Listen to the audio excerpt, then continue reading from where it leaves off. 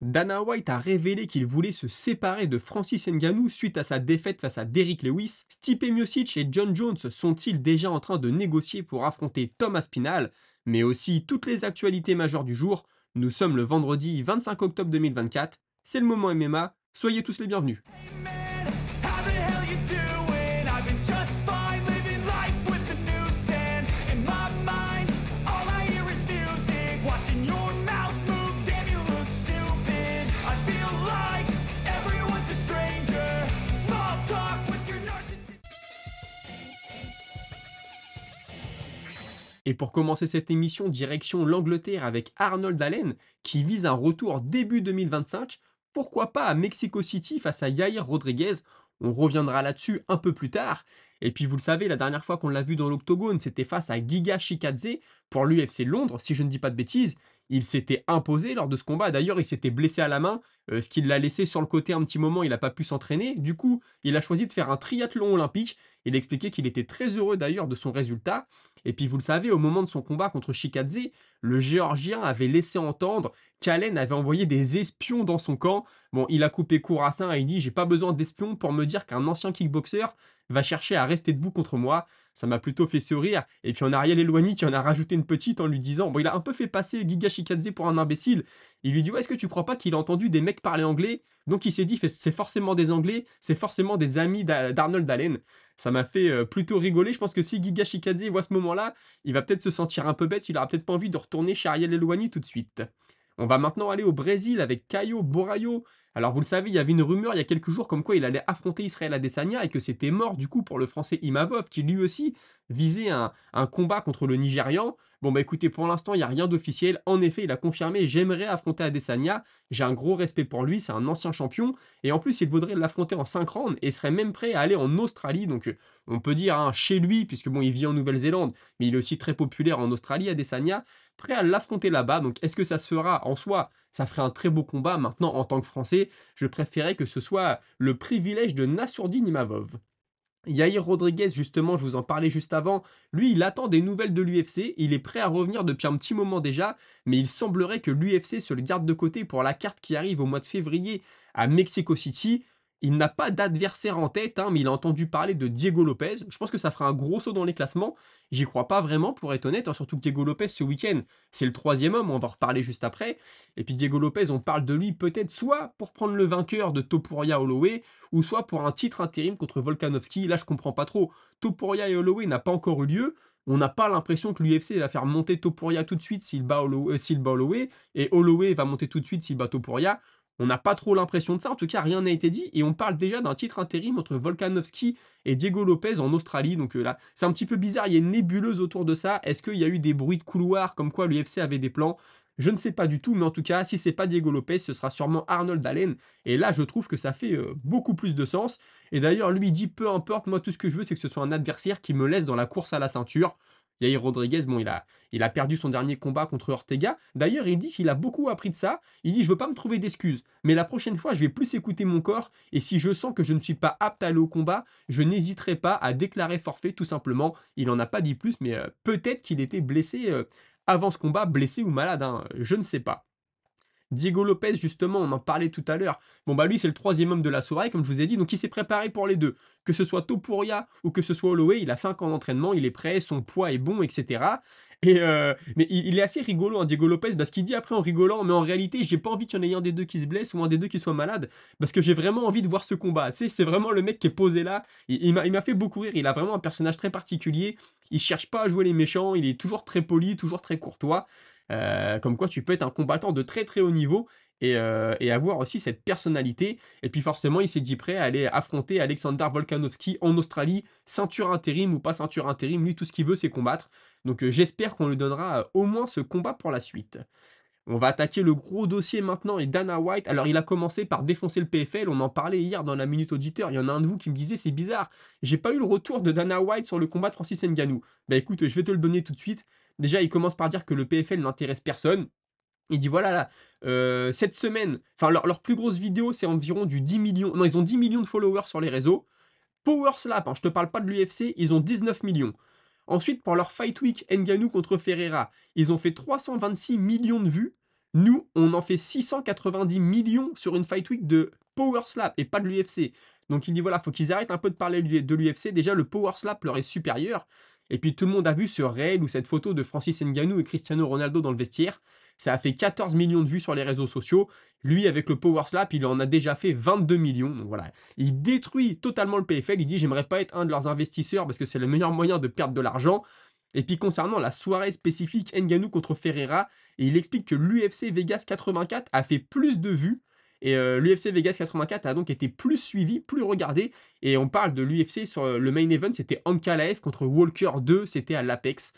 Donc c'est vrai qu'une fois que tu as dit ça, bon bah voilà, Dana White a craché son venin, après on peut pas lui donner tort non plus. On sait que le Power Slap, ça marche à fond sur les réseaux, ça marche beaucoup les réels, les courtes vidéos, et forcément l'UFC fait plus. Donc voilà, Dana White est en tête de la course et je peux vous dire qu'il ne porte pas le PFL dans son cœur. Toujours là-dessus, on a un journaliste qui lui dit: «Les fans veulent voir John Jones contre Ngannou. Est-ce qu'il y a quand même un espoir un jour de voir ce combat?» Réponse du boss: «Je ne pense pas qu'ils veulent voir Jones contre Ngannou, je pense plutôt qu'ils veulent voir Jones contre Aspinall».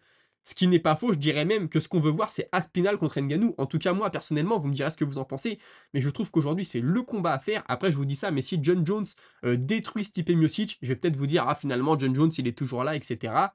Concernant Ngannou, il continue à le tacler, hein. Il explique que c'est quelqu'un qui ne pense qu'à l'argent, que l'UFC lui a bien proposé plus d'argent pour rester avec eux que pour aller boxer en anglaise. J'ai du mal à y croire, mais il dit: «Mais pourquoi je vous mentirais? Qu'est-ce que j'aurais à gagner?» Écoutez, je sais pas du tout, mais j'ai du mal à croire à ça. Et puis, il explique aussi qu'il voulait cutter Francis Ngannou, hein, donc le faire partir de l'UFC.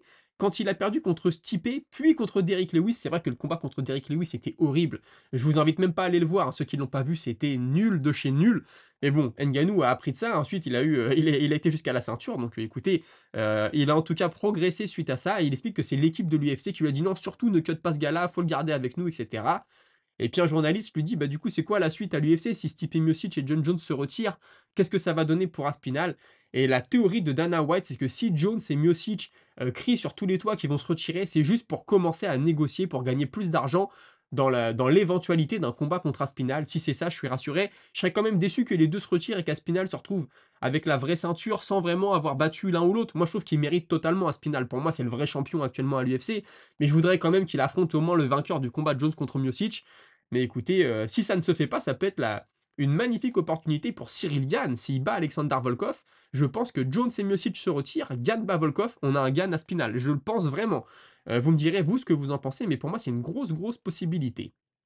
On sort un petit peu de ça. Et hier, il y avait la conférence de presse. Bon, on n'apprend pas grand-chose dans les conférences de presse. Quand tu as tous les combattants face aux journalistes, il y a toujours un peu de trash talk, etc. Bon, c'est jamais très intéressant.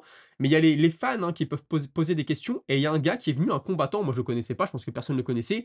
Il a dit à Dana White qu'il était invaincu et qu'il voulait combattre à l'UFC. Il lui dit: s'il te plaît, signe-moi. Dana White l'a fait monter sur scène et a dit: on va te trouver quelque chose. Et il l'a emmené voir les matchmakers de l'UFC. Et donc un journaliste lui a dit: «Bah alors ça donne quoi avec ce gars-là?» Et alors Dana White, il a une émission qui s'appelle Dana White Looking for a Fight. Il fait ça avec Matt Serra et je sais plus qui est avec eux. En gros, ils vont dans des petites promotions, des promotions locales. Et puis, bah, ils regardent les combats et puis ils signent les mecs qui les impressionnent, hein. Il avait notamment signé Sage Northcutt à l'époque, on en parlait cette semaine, grâce à ça. Et il explique que le Korean Zombie a monté sa promotion en Corée du Sud. Ils vont donc aller là-bas au mois de décembre et ils vont faire combattre ce mec-là dans la promotion du Korean Zombie contre un combattant qu'ils auront choisi, que les matchmakers de l'UFC vont choisir, et s'il les impressionne, ils le signeront. Et le journaliste lui dit: «Oui, t'as vu, il voulait aussi combattre ce soir, enfin ce week-end à l'UFC 308». Il dit: «Non, non, je veux lui laisser le temps de se préparer, je veux qu'il s'entraîne, que son poids soit bon, etc. Il ne combattra pas ce week-end, c'est sûr et certain». Il s'est aussi dit ouvert à une montée d'Islam Makhachev chez les poids welter, s'il réussissait sa prochaine défense de titre, qui devrait être officialisée sous très peu, très certainement contre Tsarukyan d'ailleurs. Et puis bon, je fais un petit suivi de dossier, hein, comme on dit. Je vole cette expression à Eric Cara. Paige Van Zandt, vous en parlez la semaine dernière, elle a participé au Power Slap. Le Power Slap, c'était hier. Elle a fait un match nul. Bon, il y a eu beaucoup de matchs nuls apparemment sur la carte. Dana White a dit: il faut qu'on trouve une solution. C'est pas normal d'avoir des matchs nuls comme ça. On va travailler là-dessus. Et elle a déjà fait savoir à Dana White qu'elle voulait de nouveau combattre dans l'organisation. Donc on reverra Paige Van Zandt au Power Slap. Je vais maintenant vous parler de Joachim Buckley, pardon, qui avait appelé à combattre Kamaru Usman suite à sa victoire il y a quelques semaines sur Stephen Thompson. Bon, il a dit que le combat contre Usman n'allait pas se faire, voilà, c'est mort. Il dit après, j'avais rien à perdre à demander, ça aurait très bien pu arriver, puis ça aurait été un super bon dans les classements. Il pense que la suite pour lui, ce serait soit Della Maddalena, soit Yann Gary. Il pense que c'est les deux seuls capables d'accepter un combat contre lui, outre le champion Bilal Mohamed, mais il n'aura pas Mohamed tout de suite, hein, je pense pas, sauf concours de circonstances. Et il estime que les autres combattants de la catégorie vont essayer de l'esquiver, et notamment que Sean Brady l'a bloqué sur les réseaux. Bon, je sais pas vraiment si c'est vrai, et il a été interviewé sur Colby Covington. Il estime que Covington ne combat pas assez, n'est pas assez actif et surtout il l'a déjà vu à l'entraînement et il trouve qu'il ne sort pas assez de sa zone de confort, ce qui fait qu'il va vite plafonner. Bah, écoutez, Covington, c'est sûr qu'il est plutôt en fin de carrière et là tu as des jeunes affamés qui arrivent, qui sont actifs, qui combattent. Forcément, un moment, hein, comme je sais plus, on parlait de quel combattant là, c'était dans l'émission d'hier. Ah, c'était Rafael Dos Anjos qui disait faut toujours t'entraîner, toujours être dans le mix. Parce que sinon, il y a un moment où tu te fais bouffer en fait, hein. Le sport évolue, toi t'évolues pas, et tu te retrouves perdant. Donc Covington, c'est vrai qu'il est un peu parti là-dessus. On continue avec Arman Tsarukyan qui pense que son combat pour le titre va avoir lieu en janvier ou février. C'est ce que l'UFC lui aurait laissé entendre. Il aurait aimé que ce soit un peu plus tôt, hein, parce qu'il a combattu qu'une seule fois cette année. On lui avait d'abord dit que ce serait pour le mois d'octobre, donc pour l'UFC du week-end en fait, hein, le 308. Il avait commencé un camp d'entraînement au mois de juin, et puis comme vous le savez, hein, Makhachev s'est blessé, le combat a donc été décalé, même s'il n'a jamais été officiellement signé. Il dit d'ailleurs, hein, que la semaine prochaine ou dans 15 jours, on devrait avoir une officialisation. Le russe, d'ailleurs, est numéro 2 au classement pound for pound, hein, je parle de Makhachev. Beaucoup pensent même qu'il mérite d'être premier à la place de Jones. Forcément, on a demandé à Arman Tsarukyan s'il pensait que l'UFC donnerait une revanche immédiate à Makhachev si c'est Tsarukyan qui venait à s'imposer lors de leur combat. Il a répondu en lui que peu importe si c'était le cas, il l'affronterait une nouvelle fois, mais il pense plutôt que sa première défense de titre, ce sera contre Charles Oliveira, qui devrait se défaire assez facilement de Michael Chandler. C'est pas étonnant, les deux ont un bif, hein, Chandler et Tsarukyan. Tsarukyan a reproché à Chandler d'attendre Conor McGregor trop longtemps, et puis finalement Chandler dit mais attends, t'es en train de faire la même chose avec Makhachev, tu devrais combattre, tu devrais être actif. Donc ça ne m'étonne pas que Tsarukyan donne Oliveira gagnant dans ce combat, et puis ce serait une revanche, hein, en 5 rounds cette fois, s'il devait affronter Oliveira pour la ceinture. Je rappelle qu'il l'a battu un peu plus tôt cette année, mais c'était cette fois-ci en 3 rounds. Je vous propose un petit crochet, hein, comme on dit, on est dans le monde des sports de combat, un petit moment gaming. Il semblerait que eSport va sortir en 2025 un UFC 6, donc un nouvel UFC, et qu'ensuite ils vont faire revivre la franchise Fight Night, mais ce sera que pour 2026. Fight Night, c'est que de la boxe anglaise, bon, c'est vraiment, c'est la franchise emblématique de la boxe anglaise, hein. Là, il y a le jeu Undisputed qui est sorti, on me l'a offert, donc je l'ai testé, c'est plutôt pas mal. Jeu de boxe anglaise très réaliste, hein, franchement, j'ai pas encore creusé, mais je vais y jouer un peu plus et je vous en parlerai. Et donc voilà, UFC 6 en 2025 et Fight Night en 2026. J'en avais déjà entendu parler, donc on se dirige sûrement là-dessus. Retour dans le monde réel maintenant, et Jake Headley, qu'on a vu combattre le week-end dernier, bon bah il a été remercié par l'UFC, il ne fait plus partie du roster. On a notre ami, hein, que j'aime beaucoup, Brice Mitchell. Je vous dis souvent que Brice Mitchell, je trouve que ce qui lui manque, c'est qu'il est pas assez concentré sur le MMA. Il construit sa maison, il construit plein de choses. C'est un mec, il a son jardin, il a quasiment une ferme chez lui. Et puis il s'entraîne il est dans l'Arkansas, lui, si je dis pas de bêtises. Donc voilà, c'est pas une énorme salle. Et je vous dis, ce qui lui manque, je pense, c'est d'être focus à 100% sur le MMA avec des sparring partners de qualité. Au moins un ou deux. On lui demande pas d'avoir une team de All-Star, mais au moins une équipe solide. Il y a quelques semaines, il a déclaré que sa femme l'avait contraint à aller passer du temps à Las Vegas très régulièrement pour s'entraîner avec l'élite. Et bah là, il a posté une photo, il était avec le Funk Master Aljamain Sterling. Donc je trouve que c'est très bon signe pour la suite de sa carrière. Et puis on a Alex Pereira, il semblerait qu'il va se lancer dans le cinéma, il va avoir un rôle dans un film d'action horreur, il jouerait le rôle d'un personnage qui s'appellerait The Butcher, donc le boucher. Je pense que ça lui va très bien. J'espère que vous appréciez jusqu'à maintenant, pensez à vous abonner, à liker, etc. C'est gratuit, ça me soutient, ce sera votre bonne action de la journée. Et tout de suite, on passe à notre petit défi Paris. Vous le savez, hein, toutes les semaines, on se projette un peu sur ce qui va se passer dans le week-end. Et je vous affiche les cotes à l'écran, on commence avec Magomedov contre Petrosian. Comme vous le savez encore une fois, moi je suis pas trop embarqué dans le train Magomedov, je trouve qu'il a les mains un peu basses, qu'il est un peu fantaisiste parfois, qu'il y a de grandes chances qu'il se fasse contrer un jour. Face à lui, c'est Petrosian, très bon striker aussi, hein, un passé en kickboxing, les deux de toute façon ont un passé dans le pied-point. Petrosian pourrait le punir, Maintenant, je pense quand même que Magomedov a le vent dans le dos en ce moment. Il a une grosse confiance en lui. Je pense qu'il peut continuer à grimper un peu dans les classements, même si je pense que ça va plafonner assez rapidement. Je peux me tromper. Donc je vais y aller avec Magomedov, mais attention, ça pourrait quand même basculer de l'autre côté. Ensuite, on a Liron Murphy contre Dan Ige. Là, par contre, je vais y aller avec le vétéran. Dan Ige, je vous dis souvent que les vétérans, on les enterre un peu vite parfois. Il a l'expérience, il frappe fort. On le voit beaucoup comme un striker, mais je pense pourquoi pas qu'il pourrait essayer de lutter, Dan Ige. Et puis Leron Murphy, c'est peut-être un peu trop tôt, hein. Peut-être que là, le niveau d'adversité augmente et peut-être que ça va plafonner. Peut-être pas. Mais écoutez, j'ai envie d'y aller avec Dan Ige sur celle-là. Ensuite, Magomed Ankalaev contre Rakic. Là, franchement, j'ai envie d'y aller avec Ankalaev, hein. Je vois pas Rakic passer le test. Je vois Ankalaev, même debout, c'est très fort, c'est précis. Bon, bah, la lutte, on en a parlé tout à l'heure, je vais pas revenir dessus. Mais pour ce coup-là, je vais y aller avec Magomed Ankalaev. Et puis là, on arrive dans les choses très intéressantes, hein. Comme main event, Robert Whittaker 2,70 face à Shimaev 1,35. Je vais encore choisir une fois pas le favori, l'underdog, hein, Whittaker. Je pense que Whittaker peut le faire. J'ai peur à son menton, forcément, j'ai peur à sa lutte, mais je pense qu'il a l'expérience peut-être pour emmener Chimaev dans les rounds 3, 4. Je rappelle que c'est en 5 rounds, hein, celui-ci. Donc pourquoi pas Robert Whittaker qui peut faire traîner le combat et puis profiter d'une chute de cardio de Chimaev et là se montrer létal, hein, pourquoi pas le finir. Après Chimaev, c'est un gros morceau en face, vous le savez, il aura peut-être un jour la ceinture autour de la taille. Mais parce qu'il y a cette part d'inconnu du cardio, parce que Robert Whittaker est très complet, parce qu'il y a eu des maladies aussi chez Chimaev, on ne sait pas, est-ce qu'il est remis à 100%, est-ce qu'il n'a pas laissé des plumes hein, dans ses séjours à l'hôpital, les traitements, etc. Je ne sais pas, je vais y aller avec Robert Whittaker. Et puis le main event, il y a Topuria contre Max Holloway. Je vais y aller avec Topuria, vous savez, j'adore Holloway, j'aimerais le voir gagner, j'ai pas envie de le voir perdre, mais Topuria me semble très complet, très confiant. Ça peut aussi lui faire défaut la confiance, attention, à pas baisser les mains un moment, mais je ne pense pas, je pense qu'il a une vision très claire des choses. Il sait que Holloway est dangereux, il peut faire la différence debout, pourquoi pas au sol, mais Holloway, attention, il est pas facile à amener au sol.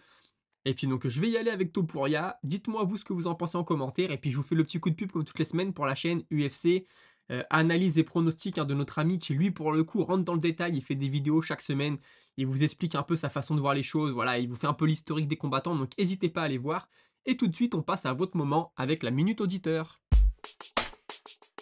Minute auditeur que je commence avec Oji Balat qui me dit: «Je comprends pas pourquoi quand vous parlez d'Ankalaev, vous mettez toujours lutte après Ankalaev. Son takedown average est de 1 takedown par 15 minutes, 32 takedowns tentés, 10 réussis, dont un 2 sur 10 contre Blachowicz». Je suis d'accord que c'est pas le mec qui va le plus chercher la lutte, il a peut-être pas les meilleurs takedowns, et cetera. Mais je pense que dans un combat contre Pereira, il pourrait le coller à la cage, le mettre au sol, gagner des positions, comme il a fait contre Blachowicz en fait. Tu te souviens, Blachowicz, il perdait le combat debout, il a pourri le combat au sol, c'était vraiment pas un beau combat, même Dana White avait pété les plombs, on peut le dire. Mais je pense vraiment qu'il peut faire ça. Je dis pas qu'il pourrait lutter l'élite de l'élite des lutteurs, tu vois, mais je pense que ça peut suffire contre Rakic, ça peut suffire contre Pereira. En tout cas, c'est mon point de vue, mais après je suis d'accord, en Calef, il reste beaucoup debout. Ça pourrait aussi peut-être le coûter cher dans un combat contre Pereira. Ensuite, j'ai PPFF qui me dit: «Franchement, comment on peut être à 88 kilos en camp d'entraînement et devoir cut même 10 kilos pour le fight? Même s'ils ont le temps de reprendre du poids et se réhydrater, les compétences et le cardio ne sont plus les mêmes. La pesée le jour du fight ne réglerait pas forcément ça, mais pousserait les combattants à garder un poids proche de celui de leur catégorie, même hors camp.» Et je crois qu'il y a quelqu'un dans les commentaires en dessous, je suis désolé, j'ai pas screen ton commentaire, qui disait sinon, il faudrait les contrôler toute l'année pour être sûr qu'ils montent pas trop haut. C'est une possibilité, je crois que le One FC avait mis ça en place. Après, c'est ultra restrictif pour les combattants, puis tu as envie de dire: bah écoute, les mecs, ils sont grands, ils font ce qu'ils veulent, c'est leur liberté. S'ils veulent que t'aies 20 kilos, ils cut 20 kilos. Moi, ça me semble énorme. Je sais qu'à l'époque, Patrick Côté avait dit que quand tu es entouré de bons médecins, d'une bonne team, que tu fais les choses très intelligemment, la perte de poids, en fait, ça passe plutôt bien. Il y a souvent des mecs, bon, bah, après, si tu tombes malade, forcément, ça aide pas. Mais oui, moi, 18 kilos, ça me semble énorme, hein. Je suis honnête, 10 kilos, je sais que ça se fait. 10 kilos, c'est très commun, même la semaine du fight, hein, des fois, les mecs perdent 10 kilos. Vu de l'extérieur, moi, je l'ai jamais fait, donc ça me semble énorme, mais je sais que c'est quelque chose de très commun chez eux. Ensuite, il y a Samuel Kyriel qui me dit: «Franchement, je me dis qu'il ne faut pas que Ilia Topuria gagne. D'une, pour ne pas que notre Holloway perde, je suppose, mais surtout pour lui montrer qu'il n'est pas intouchable, même si je pense que ce sera un des plus grands que l'UFC ait connu, juste derrière Max Holloway.» Tu me dis ça en rigolant. Moi aussi, je pense que Topuria, il peut avoir une carrière de dingue, hein. Il est bon debout, il est bon au sol, il est bon partout, il sait se vendre, il est bon au micro. Moi, je pense vraiment qu'il peut avoir une carrière de dingue, hein. Honnêtement, combattant complet comme ça, tu sais, j'ai pas envie de voir Max Holloway perdre, Topuria, en réalité, je souhaite pas de malheur non plus, mais je pense vraiment qu'il peut laisser une trace à l'UFC, ce combattant-là. Et on termine avec Patrick qui me dit: «Le cas Ankalaev ressemble, toute proportion gardée, à Khabib, Makhachev, Bilal, Merab, Sterling, Demetrius Johnson. Pas très attrayant pour le business, mais si on aime le côté sportif et méritant». Voilà. Aux États-Unis, la mentalité est différente de la nôtre, qu'on ne peut pas comprendre les choix d'une organisation privée comme l'UFC, qui veulent pas voir des Tchétchènes, Dagestanais, Russes monopoliser des ceintures en ne faisant que des soumissions. Ouais, bah, après, tu vois, quand tu un mec comme, je pense, Khabib, ou on a eu à l'époque, ou quoi, où on a actuellement Chimaev, c'est des mecs quand même. Khabib, même s'il parlait pas beaucoup, il était très suivi. Chimaev, il est énormément suivi. En plus, il trash talk un peu, les gens l'aiment bien, il est plutôt drôle. Mais c'est vrai que quand, bah, tu vois, Bilal Mohamed, par exemple, il trash talk pas trop, il est pas très bon au micro, son style de combat, c'est assez chiant à regarder, c'est pas grand public. Que tu vois, Chimaev, c'est grand public. Donc je pense que c'est pas ça qui gêne, c'est vraiment, bah, voilà, ils font un peu galérer en Ankalaev parce qu'ils disent sinon il va prendre la ceinture, il va faire des combats chiants. Puis là, ils ont Pereira. Surtout Pereira, je pense qu'il vend beaucoup, il a une personnalité que les gens aiment beaucoup. Donc c'est aussi ça qui joue. Mais oui, tu as raison, l'UFC peut mettre parfois des bâtons dans les roues de certains combattants pour retarder le moment où ils accéderont à la ceinture. Écoutez, c'était tout pour aujourd'hui. J'espère que vous avez aimé. On a un peu moins parlé de l'UFC 308. J'ai fait un dossier, quasiment un dossier spécial hier, donc je vous invite à aller le voir, ceux qui ne l'ont pas vu. Et puis écoutez, nous on se retrouve la semaine prochaine. Semaine prochaine, c'est vacances scolaires. Il y aura peut-être un peu moins d'émissions, mais j'espère qu'on pourra se retrouver au moins pour débriefer cette carte. Je vous remercie, passez un bon week-end. Vraiment, j'allais dire enjoy les combats, profitez des combats. Et puis on va se retrouver la semaine prochaine. Salut!